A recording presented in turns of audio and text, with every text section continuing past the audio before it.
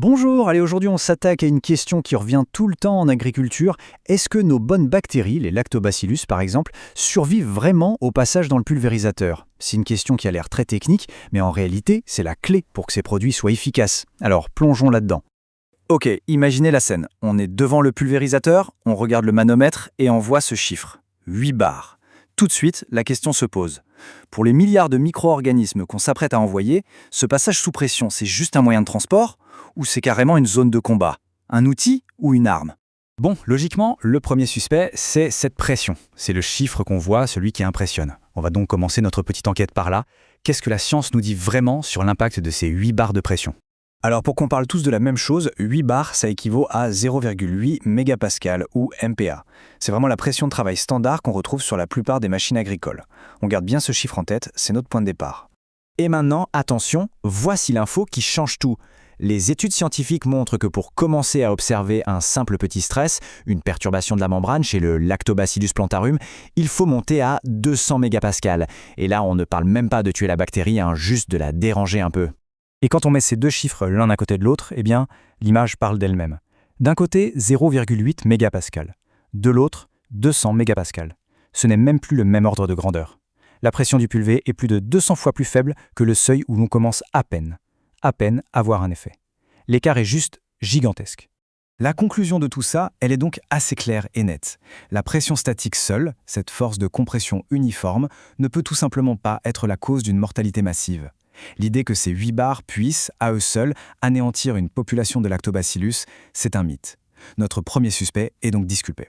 D'accord, si la pression en elle-même n'est pas le problème, il faut bien chercher ailleurs. L'enquête continue et on va s'intéresser maintenant au trajet complet à l'intérieur de la machine.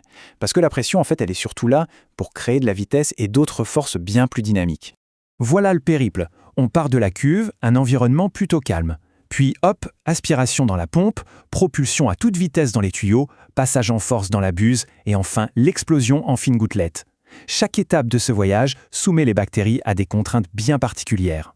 Et les vrais stress mécaniques, ils ont un nom, le cisaillement et la turbulence. En gros, il faut s'imaginer la bactérie qui passe de 0 à plus de 140 km/h en une fraction de seconde, tout en étant étirée, tordue et secouée dans tous les sens dans des flux chaotiques. Ça, c'est potentiellement bien plus violent qu'une simple compression. Et au sein de ce parcours mécanique, il y a un scénario qui aggrave vraiment les choses, c'est la recirculation. Quand le produit reste à tourner en boucle dans le circuit, les bactéries subissent ces stress encore et encore. En plus, ça finit par faire chauffer la bouillie, ce qui rajoute un stress thermique par-dessus le marché. On a donc compris que le passage dans la machine, ce n'est pas complètement anodin. Il y a un risque, faible à modéré, mais il existe. Mais est-ce que c'est vraiment là que se joue l'essentiel? Et si, depuis le début, on se concentrait sur un coupable secondaire et que le vrai danger était ailleurs?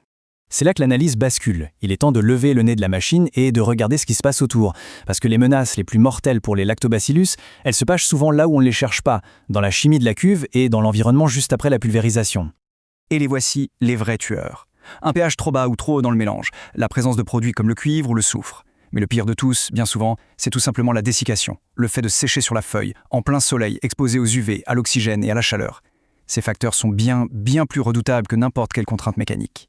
Ce graphique remet vraiment les idées en place. Regardez la part de la pression statique. C'est anecdotique, 5%. La mécanique du pulvérisateur, ça compte pour 10%. Mais tout le reste, 85% du risque, c'est la chimie du tank mix et les conditions sur la plante. C'est là que se joue la partie. Alors maintenant qu'on a identifié tous les coupables, il est temps de les classer. On va construire une hiérarchie des risques simple et basée sur les faits pour savoir où il faut vraiment concentrer son attention et ses efforts. Ce tableau y résume parfaitement notre enquête. Tout en bas, avec un risque quasi nul, on a la pression statique. Juste au-dessus, le circuit mécanique avec un risque jugé faible à modéré. Et puis, tout en haut, dans le rouge, on a la chimie de la cuve et en tête l'environnement post-pulvérisation. La hiérarchie est limpide. Et si on veut une vision encore plus directe, ce graphique est parfait. La différence de hauteur entre les barres est spectaculaire. Elle nous crie que les vrais enjeux ne sont pas dans la machine, mais bien dans ce qui se passe avant et après. Donc s'il y a une seule chose à retenir de tout ça, c'est la suivante. Cette obsession pour les 8 bars de pression, même si elle est compréhensible, est une distraction. Elle nous fait regarder au mauvais endroit. Le succès ou l'échec d'une application de bactéries se joue bien plus dans la préparation de la bouillie et le choix du moment d'application que dans les réglages du pulvérisateur. Finalement, tout ça nous amène à reformuler complètement la question de départ. Il faut arrêter de se demander est-ce que les microbes survivent à la machine, parce que la réponse, globalement, c'est oui. La vraie question, la seule qui compte, c'est est-ce qu'on leur a donné toutes les chances de survivre et de faire leur travail une fois arrivés à destination. C'est sur ce après que tout repose.